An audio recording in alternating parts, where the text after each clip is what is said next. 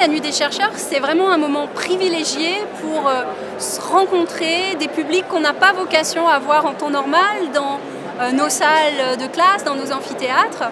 Là, ce qui est vraiment fabuleux, c'est qu'on a des enfants qui accompagnent leurs parents et qui sont très à l'écoute et très intéressés de jouer avec nous. Et là, comme le thème de cette année, c'est rentrer dans l'enquête, c'est exactement l'ADN de la recherche. C'est d'abord du jeu et de l'enquête. Moi, j'ai la chance d'être dans le stand Enjeux, c'est Enfance et Jeunesse. C'est un programme qui a plusieurs années maintenant et qui a permis de travailler sur les thématiques de l'enfance et de la jeunesse.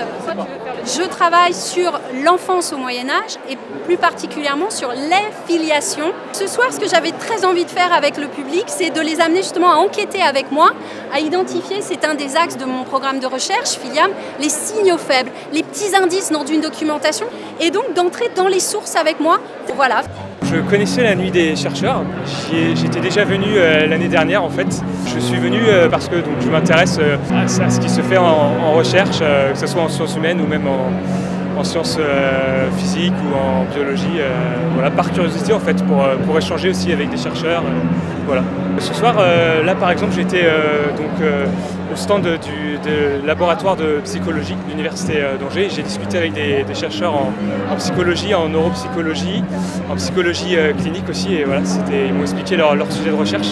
C'était passionnant. Voilà.